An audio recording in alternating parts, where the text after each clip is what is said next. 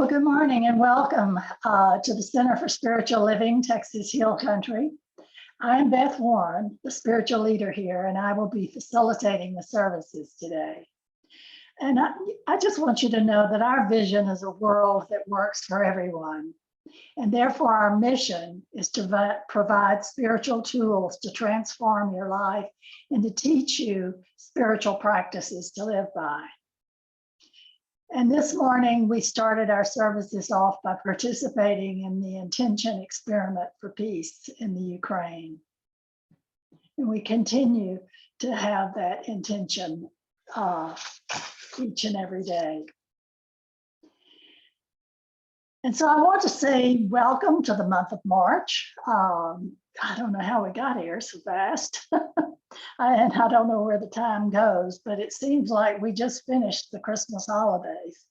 And while it may seem that way, we're already approaching another special and very sacred holiday, which is Easter. And in preparation for that beautiful Sunday next month, each week this month, we're going to be called into the sacred connection, into a connection with the sacred. So today we will begin to make that connection, a connection with our sacred self and beautiful, powerful, amazing self. And what we will discover as we begin to make this connection, as we deepen into knowing who we really are, it's opposed to who we might think we are. We automatically make a sacred connection with the divine. So if you're ready to experience a profound sacred connection, we'll get started. And here's something that I believe might be a fact, not a truth, but a fact about our human experience. Many of us have a fear of making a deep connection with ourselves because we are afraid of what we might find if we look deep inside. We don't really believe the words to that song that says, we are beautiful just the way we are, that we are whole, complete, and perfect.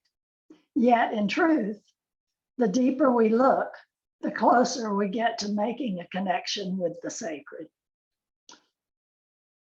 You know, in the early 2000s, there was a mystic called Uriah Mountain Dreamer, who wrote a most amazing poem called The Invitation. And I want to share it with you this morning as we begin this month's work together. It goes like this. It doesn't interest me what you do for a living. I want to know what you ache for, and if you dare to dream of meeting your heart's longing. It doesn't interest me how old you are. I want to know if you will risk looking like a fool for love, for your dream, for the adventure of being alive. It doesn't interest me what planets are squaring your moon. I want to know if you have touched the center of your own sorrow, if you have been opened by life's betrayals, or if you have become shriveled and closed from further pain. I want to know if you can sit with pain, mine or your own, without moving to hide it or to fade it or to fix it. I want to know if you can be with joy, mine or your own, if you can dance with wildness and let the ecstasy fill you to the tips of your fingers and toes without cautioning us to be careful, to be realistic, to remember the limitation of being human. It doesn't interest me if the story you are telling me is true. I want to know if you can disappoint another to be true to yourself, if you can bear the accusation of betrayal and not betray your own soul.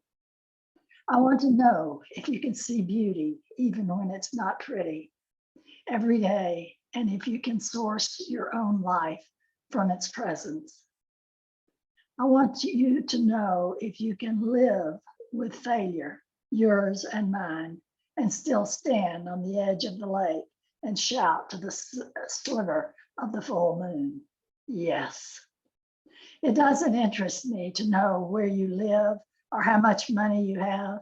I want to know if you can get up after a night of grief and despair, weary and bruised to the bone, and do what needs to be done to feed the children. It doesn't interest me who you know or how you came to be here. I want to know if you will stand in the center of the fire with me and not shrink back. It doesn't interest me where or what or who, with whom you have studied. I want to know what sustains you from the inside when all else falls away. I want to know if you can be alone with yourself and if you truly like the company you keep in the empty moments.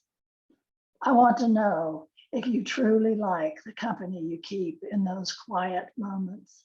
And if you don't or aren't sure, this month's invitation is for you to move to a yes.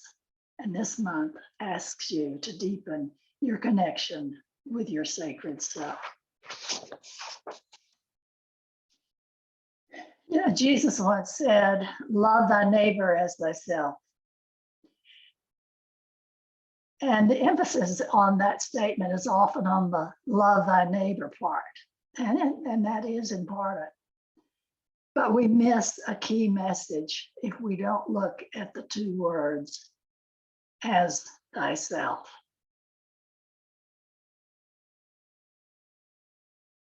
It seems to me that Jesus was making an assumption with that statement, and the assumption being that we all love ourselves. But in our religious science philosophy, our founder, Ernest Holmes, wrote this in the book called The Thing Called You. Jesus spent little time in negative thought, only enough to see through it, to reverse the false sense of life with a true realization of our union with God. This glorious figure, like a shaft of light, shot across the bewildered consciousness of man, proving every claim he made, leaving behind him a breath of heaven, fragrance, and love. And as he identified himself with the source of his being, so you must identify yourself with the spirit which is ever with you. Let me say it again. As he identified himself with the source of his being, so you must identify yourself with that spirit which is ever with you. And Charles Fillmore even talks about this in his Talks on Truth. We cannot separate Jesus Christ from God or tell where a man leaves off and God begins in him. To say that Jesus Christ was a man as if we are men is not true, because he had dropped that personal consciousness by which we separate ourselves into men and women. He was consciously one with the absolute principle of being. He had no consciousness separate from that being. He was that being to all intents and purposes. Yet he attained no more than is expected of every one of us, that they may be one, even as we are, was his prayer. But I find that while we may give lip service to this idea that being one, that is not what we identify with. No, we identify with our mistakes, our flaws, our fears, and our beliefs that we are inherently bad or flawed. And every little thing that we do wrong is just proof that this is true. So we really avoid looking within because we are afraid of what we might find. We say in New Thought that we are spiritual beings having a human experience. We don't say we are spiritual beings having a human experience only when we are thinking, feeling, and acting spiritually. We are always spiritual beings, no matter what. So that is why I say oftentimes we are spiritual beings having a spiritual experience in human form. and it's all God. So this month's call is to step into a spirituality that embraces and encompasses the fullness of our humanness, all of it, our strengths, our weaknesses, and everything in between. It is all God. And hear this, you are the perfection of God, living out that perfection now and again in imperfect ways. And it could be no other way. In the Signs of Mind textbook, Ernest Holmes writes this: to be real and free, individuality must be created in the image of perfection and let alone to make the great discovery for itself. You know what? Sometimes in that discovery, we actually blow it. And what I want to know about you is, can you really, really blow it and still love yourself? Can you laugh at your mistakes and learn from them? Can you rise up again and again and again?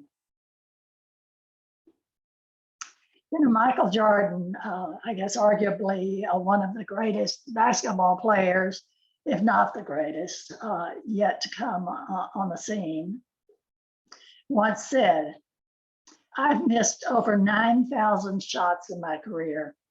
I've lost almost 300 games. 26 times I've been trusted to take the game-winning shot and I missed. I failed over and over and over again in my life, and that's why I succeed. The question is, can I? And the question is, can you?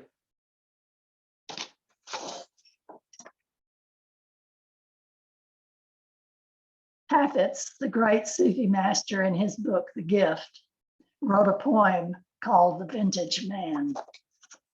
And the difference between a good artist and a great one is the novice will often lay down his tool or brush and then pick up an invisible club on the mind's table and helplessly smash the easels and jade, whereas the vintage man no longer hurts himself or anyone and keeps on sculpting light.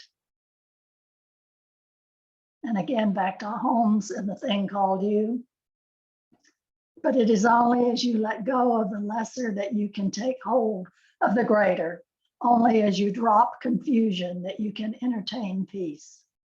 Only as you transcend doubt and fear that you can be lifted up to the hilltops of the inner life. The lesser that I invite you to let go of this morning, the confusion that I invite you to drop today, is the idea that your human foibles make you any less divine. And so here is your assignment for the week. Find someone you trust, that you really trust, whom you know really loves you, and share with him or her a deep fear, a dark secret about yourself, something you have been hiding, something even you may be ashamed of, and something that says to you that you are inherently flawed or bad or stupid. You get the drift? Tell them you want to do this so you can get it out in the open, which will, in truth, release the hold it has on you, and so that you can see your divinity right in the middle of it.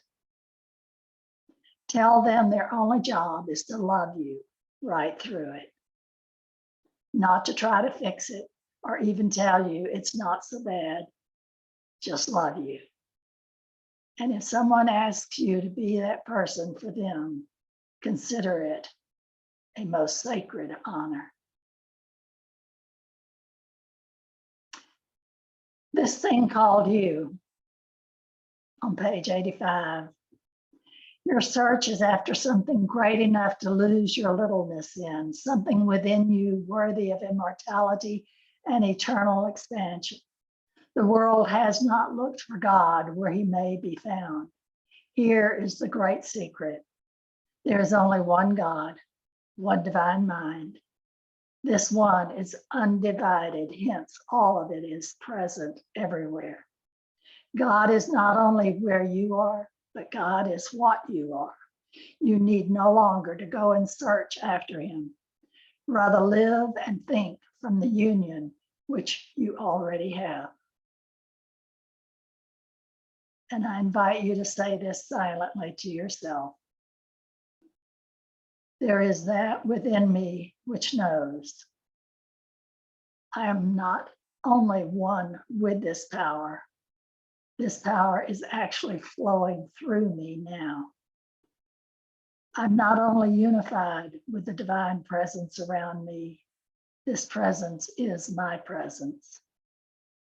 It is the presence of my real and true self. I am forever one with life. So this morning, make this sacred connection and know that when you do, you have connected with the sacred. And so it is.